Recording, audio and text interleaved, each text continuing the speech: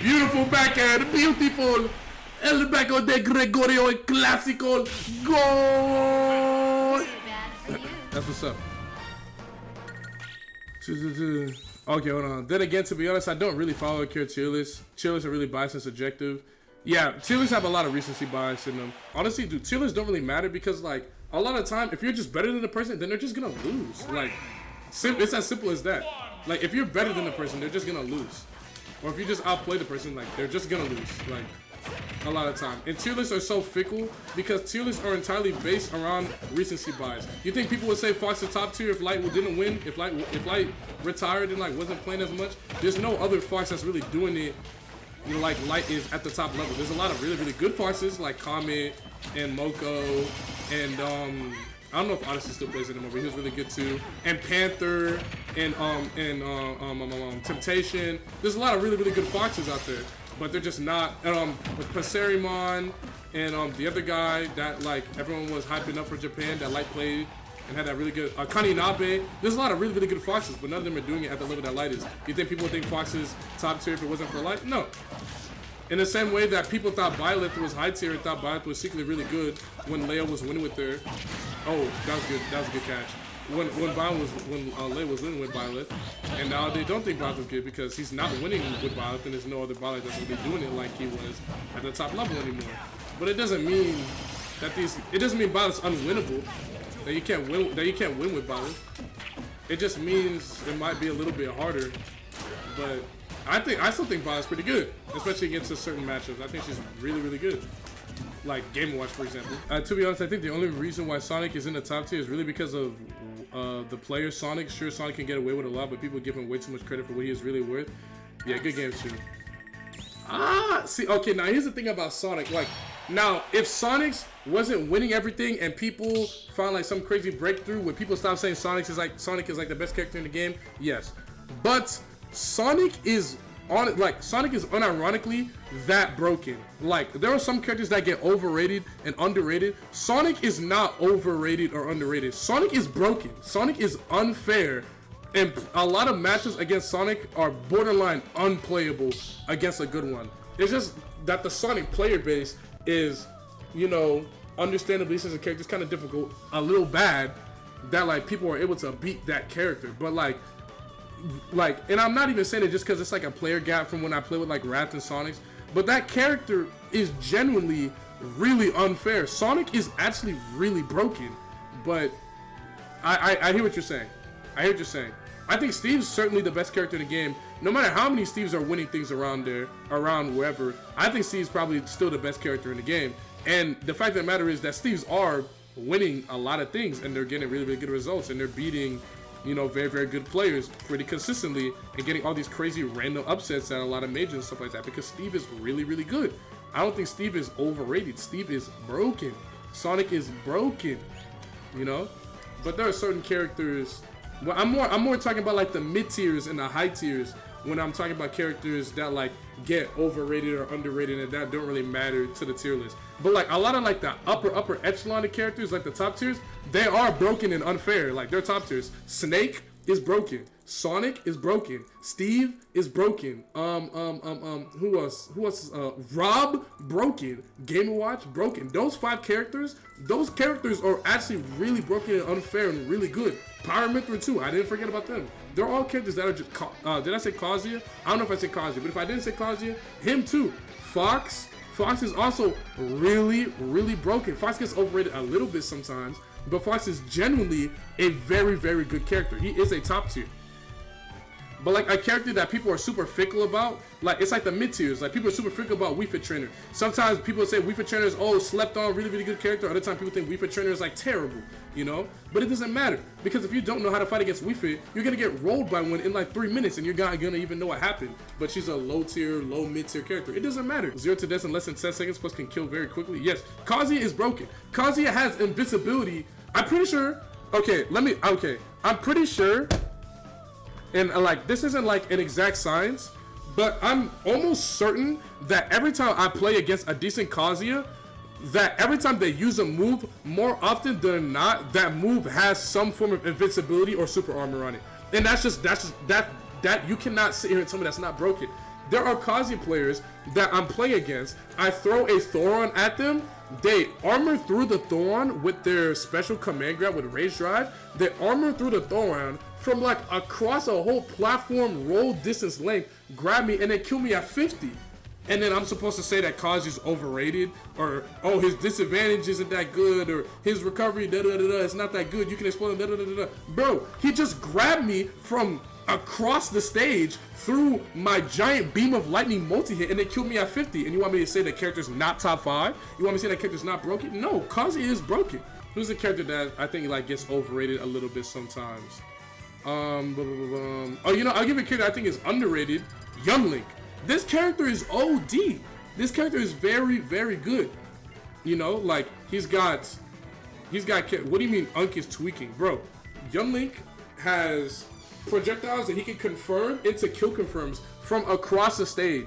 He's literally throwing mini melee Falco shines at you from across the stage that he can confirm into. Is his move? Are his moves sometimes like a little inconsistent? Yeah, but he's still mad good. And people just forget about him because nobody really plays Young Link, and because he's a little technical and he can be a little difficult to play.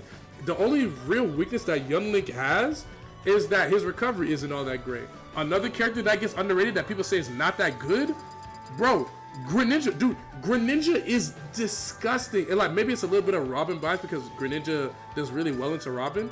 Greninja is a disgusting character. Half the time he's super low to the ground. He's hard to hit with. You can't hit him with any rising arrows. You're never gonna hit Greninja with a rising arrow, right?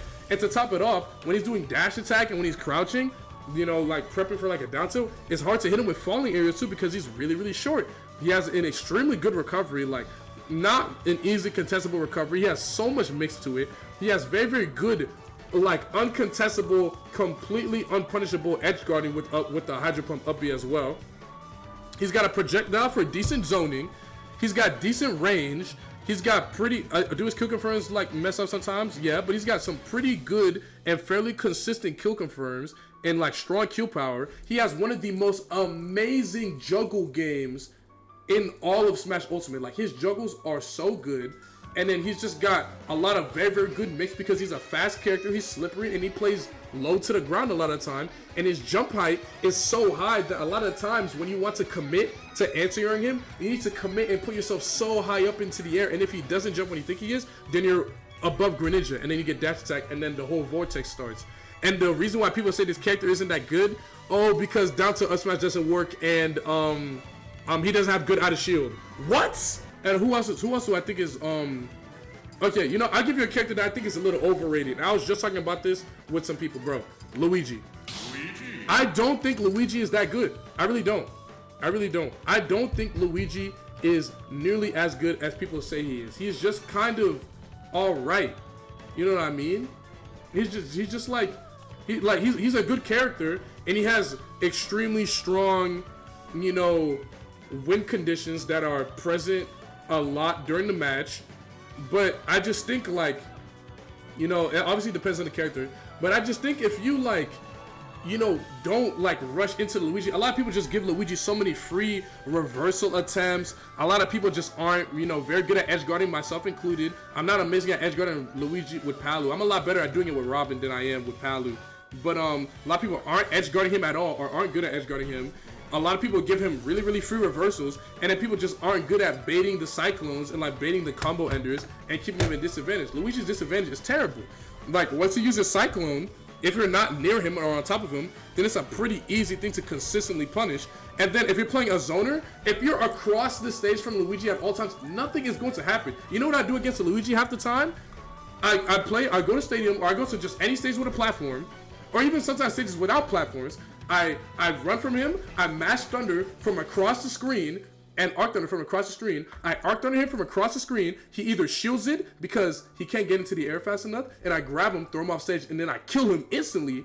Or he jumps over it and he's in the air against Robin and I forward air him, push him off stage, and then I kill him instantly. And then when Luigi gets on top of me, you know what I do? Hop on a platform, bloop, bloop, leapfrog over to the other stage, do it again. I've spent so many times against Luigi just doing this over and over and over and over and over again and over again. You do that against Luigi, what is he supposed to do, bro? Like, if you're on top of him and you give him these free up to up Bs and you give him these free grabs, and if you're undershooting your approaches and they catch on to that, then you're gonna give him those free pivot grabs that lead into the 0 to deads. But like, what does Luigi have to do? He has to risk so much to get on top of you, to get a lot of his stuff. Everything that Luigi does comes with like a very, very strong inherent risk that you can almost kill him for instantly. Now, is it extremely polarizing to play against? And like, does he have some mace with the recovery? Yes. Does he have, is up B, oh not up B, is down B kind of hard to deal with at sometimes because it's invincible and lasts for a while? It's got a win box? Yes. But if you just like lab it out and like get your hours in against his character and like any matchup, he's not nearly as hard as people make it out to be to fight against. He's just not that amazing. You know, I just don't think his character is all that good. You know, but I think he's good. I think he's good, but people think he's like I don't think Luigi's better than Sephiroth at all. I think Sephiroth is broken. I think Sephiroth is really, really good. I don't think Luigi is better than Zero Suit. I think Zero Suit definitely fell off really hard, but like, people think Zero Suit's like a mid-tier. You know how impossible this character is to hit sometimes? Meat Gunner? Okay, Luigi's definitely better than Meat Gunner, for sure. Luigi's also probably better than like Corrin, Ike. I don't think he's better than Lucina. He might be better than Marth, I guess, but like, I don't think he's better than Lucina. I don't think Luigi's better than Hero or Joker. I don't think Luigi's better than Palutena or Roy. Like, you know, these are like generally like good characters that have very, very strong, consistent advantage states that like all like characters like Luigi that like need to get on top of you. The characters of those archetypes that are really, really good, like the brawler types, they tend to be a lot faster. Like, for example, Wario, he's not extremely fast on the ground, but he's OD fast in the air.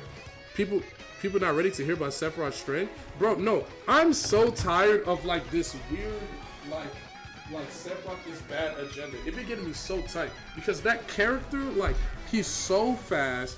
He has pretty decent zoning. He is unledge trappable. I'm gonna let you guys know right now, any character that cannot be ledge trapped is immediately like not mid-tier. Not mid-tier. What's a character that, okay, let's look at every character that you basically can't ledge trap in this game. Can't ledge trap. You basically can't ledge trap Pikachu. This character doesn't really get ledge trap because he's constantly in the sky dropping explosives from you. Like, we're not even gonna get into Snake. He's dropping explosives on you from the skies, and people are like, oh, he's disadvantaged, da, da, da, da. Like, can it be easy to catch Snake sometime? Yeah. Do people not challenge Snake enough when he's in the sky? Yes. He's dropping literal explosives from you that kill you at like 80. You have to risk so much when you're trying to juggle him. There's already an inherent risk by jumping into the air to juggle someone. It's leaving the ground and giving them the potential to positionally reversal you. Now he has that same inherent risk with juggling, and he's dropping explosives from the sky. This character doesn't get ledge trap, but you know, the flip kicks are at least kind of punishable. Bayonetta, no one's ledge trapping Bayo. No one's ledge trapping Bayo. Bayo's impossible ledge trap. And what is Bayo? A good character. Sephiroth, and then like, bro, I'm telling you, bro, look at these three characters. Look at these three characters. Pikachu, Bayo, Sephiroth. All can be ledge trapped, all pretty good characters. You know another character that can be ledge trapped in some conditions, not all the time? Pac-Man. When Pac-Man kills you, or Pac-Man gets Galaga and he goes to the ledge, there is no ledge trapping him. It's not doable. You can't ledge trap Pac-Man when he has Galaga at the ledge. You have to let him back on stage. There's nothing you can do. Pac-Man, good character, broken. But people are, oh, Sephiroth mid-tier. What? Cannot stand the whole Sephiroth downplay agenda. This character is OD good. And Sephiroth players are just complaining a lot. They're terrible. Or they just realize that even though he's really good, you could just play this character, which is broken and unfair. You could just play this character, which is broken and unfair. You could just play this character, which is broken and unfair. You could just play this character, this character, this character. You know, like, there's just, like, why play Sephiroth, who is still really, really good, when you could play a character that is similar enough that is just impossible to fight half the time, you know, like this one. And don't get me wrong, I still love this game, right? And as much as I hate these characters, I'll never just settle with hating them and then like giving up, you know, because I'm a competitor, you know, I want to win. I want to be able to beat these characters and stuff like that, right?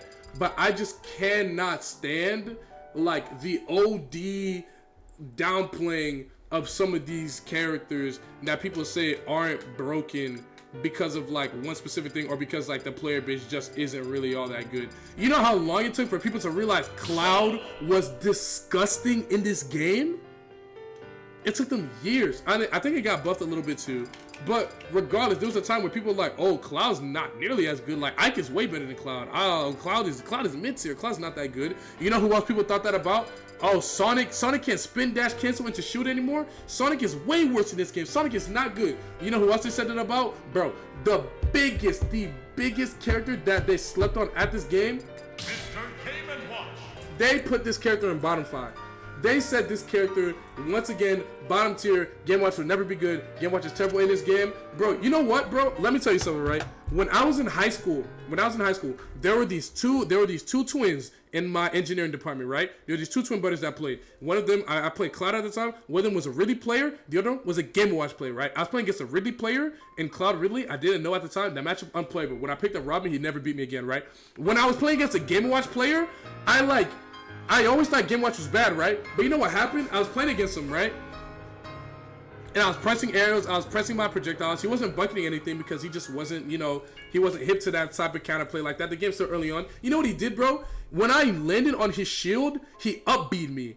And then he up-aired me, and then he jugged me a little bit, and then I landed on top of him and I reversed with him. And then, like, we played again, right? But every time I landed on his shield, I got up-beat over and over and over again. I was like, you can't touch this character's shield. I was like, wow, you actually can't touch this character's shield. This character might be better than we thought. And then once Game & Watch players found out how to nair, this character flew up the tiers. Broken character. You see him everywhere now all of a sudden. Game & Watch is broken. They said this character was bottom 10. That's why tier lists are so fickle, bro. As new discoveries come out and people find out new ways to beat characters, and they find out new broken things about characters, characters tend to move up on tiers, as like their punish game is improved and their punish game against those characters gets to be improved, right? I think Meat Gunner is not a bad character. Sure, not broken, but I don't think bad, and that was one of my mains. Okay, I think low-key Meat Gunner had a little bit of a fall off because like people just like learned the matchups a lot more, and people like just got more patient and just understood, like after playing against like Steve and after playing against Min, that sometimes like you just gotta be comfortable with being across the screen and them setting up camp. People got like more comfortable with camping in general, and that's why Meat Gunner fell off and people learned the matchup. But also like Meat Gunner's whole rise was basically because of Wi-Fi. Like people just thought Meat Gunner was broken because of Wi-Fi, and Meat Gunner is broken online. But I mean, that was it. Like the character was never all that crazy. They're just broken online. Same thing with Meat Brawler. There was a time where people thought Meat Gunner was why do my Meats look like this, bro? Why am I in a bear suit? That's funny. But there was a time where people thought Meat Gunner was way better than Brawler. People thought Brawler was trash, bro. And then when people started playing Brawler, and then they found out about Thrupper, and they found out about shot puts, and they started playing offline where you could actually do the combos consistently and you could, position with him better, people found out Brawler is really, really good. And then inversely, when everyone's neutral as a result of the game just progressing and as time going on, people getting better, when everyone's neutral got better, everyone's patience got better, everyone's advantage state got better, when you play against Meat Gunner, it's just not nearly as threatening as it was during 2020 quarantine. Some of these characters have OD counter pick potential. Like for example, I think Robin, really, really good counter pick into Steve. People don't agree with me all the time, and it's fine if people don't agree with me. That's just what I think. I think Robin also, really good counter pick into Wario. People don't agree with me, it's fine if people don't agree with me. That's what I think, right? Ike, really crazy matchup. It's a Game Watch, that's pretty good. Ice Climbers, not that amazing of a character. Really good matchup into Fox. Duck Hunt, not that great of a character. Really good matchup into Samus. And like these really, really good matchups against top tiers sometimes skews people's opinions when they see a Duck Hunt, when they see Fawn play against Quick, and then Quick gets destroyed. They're like, oh my god, Duck Hunt sleeper high tier? No, Duck Hunt's just nasty against Samus. But I think that basically settles it for like, the overrated and underrated characters that I can think of at the top of my head. But basically, to sum it all up, tier lists don't matter. If you're better than the person, you're going to win. And a lot of the times, these characters that people think are bad, in certain situations, they have OD matchups into really, really good characters that can kind of skew your opinion of them and skew your, you know, how you think the character is supposed to fit into the meta. But yeah.